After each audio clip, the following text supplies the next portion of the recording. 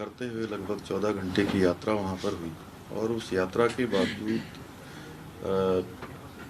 जब हम वहाँ पहुँचे तो जिस प्रकार से अप्रवासी उत्तराखंड के रहने वाले भाइयों ने बहनों ने हम सभी पूरे प्रतिनिधिमंडल का वहाँ पर स्वागत किया और एक कल्चर जो उत्तराखंड का वहाँ पर उन्होंने अभी भी उसकी जड़ों से वो सब जुड़े हुए हैं, वो अपने आप में अभूतपूर्व था। किस प्रकार से माताएं बहनें हमारे सांस्कृतिक जो वेशभूषा होती है उस वेशभूषा में वहाँ पर थी, रोली चंदन लगाकर उन सभी ने हमारे पूरे प्रतिनिधिमंडल का वहाँ पर स्वागत किया और सायंकाल देर रात्रि तक अनेकों सांस्कृतिक कार्यक्रम भी उन्होंने आयोजित किए। और सच बताऊं तो मुझे ऐसा लग ही नहीं रहा था कि मैं अब इंग्लैंड में हूँ। ऐसा लग रहा था जैसे कि एक छोटा उत्तराखंड यहाँ बसा हुआ है और पूरा अपनी सांस्कृतिक चीज़ों को आगे बढ़ाने का काम, उनकी जड़ों से जुड़ने का काम बहुत ही मैं कहूँ कि संस्कारों के साथ, और स्वयं ही नहीं बल्कि अपने बच्चों को भी उन्होंने इन संस्कारों से जोड़ा है। जिस प्रकार से छोटी सी बच्ची अनुसुईया हमारे उत्तराखंड के जो लोकगीत होते हैं, वहाँ की संस्कृति है, उस पर वहाँ पर वो कर रही थी। नृत्य से लेकर तमाम कार्यक्रम वहाँ पर जो आयोजित हुए उसमें किए। और 26 तारीख को लगातार विभिन्न प्रकार के जो हमारे वहाँ पर निवेशक समूह के लोग थे, उन सभी से हम लोगों ने अलग अलग भेंट की, रोड शो के माध्यम से उनके साथ संवाद किया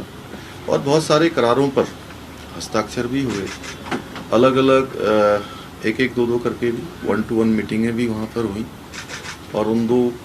1-to-1 मीटिंगों के माध्यम से बहुत सारे लोगों ने, जिन लोगों को जानकारी भी नहीं थी कि हमारा रोड शो होने वाला है, जब हम वहाँ पहुँचे और एक सकारात्मक रूप उनका दिखाई दिया। वो भारत के अंदर लोग काम करना चाहते हैं और उत्तराखंड भी आना चाहते हैं।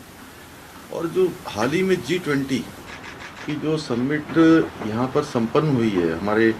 आदरणीय प्रधानमंत्री नरेंद्र मोदी जी की अध्यक्षता में, भारत की अध्यक्षता में,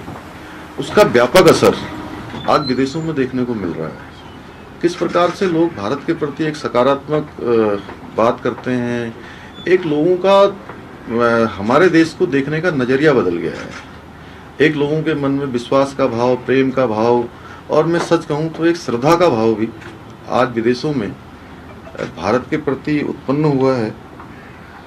और ये मैंने जब वहाँ के पर्यटन मंत्री जो G20 में यहाँ आए थे, उनसे जब मैंने बात की तो उन्होंने जब स्वयं मुझे कहा कि बहुत अद्भुत G20 का आयोजन हुआ और निश्चित रूप से पूरी दुनिया ने बदलता हुआ भारत देखा। और अलग अलग चर्चा, जैसे मैं वहाँ पर पार्लियामेंट हाउस में गया, वहाँ के जो मेंबर थे करण बेली मौर्य जी, उनके साथ, तो उन्होंने भी, वो भी G20 में यहाँ पर आए थे और भारत के प्रति एक रूप उनका भी था कि उनका कहना था कि आने वाले समय में जल्दी ही भारत 5 नहीं बल्कि 10 ट्रिलियन की जो है इकोनॉमी बन जाएगा और आने वाले समय में दुनिया का नेतृत्व करने वाला भारत बनेगा, ऐसा विचार वहाँ पर लोगों का था। और पार्लियामेंट के साथ साथ हम लोग वहाँ पर जो जर्मन दूतावास के लोग थे उनसे भी बैठक हुई और भारतीय दूतावास जो वहाँ पर काम करता है, मैं उन सब का भी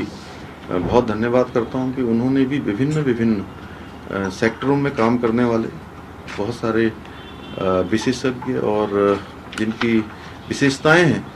उन सभी के साथ एक इंटरेक्शन का कार्यक्रम रखा था। उन लोगों ने भी विभिन्न क्षेत्रों में उत्तराखंड में निवेश के लिए, लोगों को लाने के लिए अनेक प्रकार के सुझाव भी दिए हैं और अनेक प्रकार से निवेशकों को वहाँ लाने के लिए भी और आने के लिए भी सभी ने हमको आश्वस्त किया है। और लॉर्ड मेयर जो ब्रिटेन के थे, एक संयुक्त रूप से उन्होंने कहा है कि वित्तीय प्रबंधन कैसे,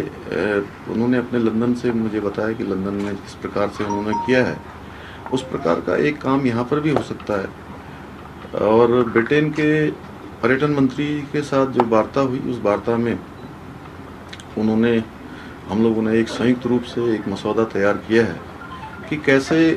एक जो विदेशी टूरिस्ट कैसे वो उत्तराखंड आएं और अधिकतम उत्तराखंड के स्थानों पर जाएं, उन सभी पर हमारी सार्थक चर्चा हुई। लगभग 12,500 करोड़ के अभी निवेश पर करार हुआ है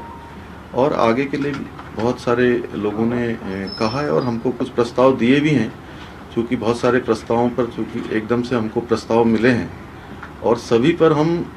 तुरंत उस पर निर्णय नहीं कर सकते थे, क्योंकि कुछ आकलन भी करना होता है। तो उनके आकलन करने के बाद और हमें पूरी उम्मीद है कि जो हमारी 8 और 9 दिसंबर को ग्लोबल इन्वेस्टर समिट का समारोह होगा, तब तक एक बड़ी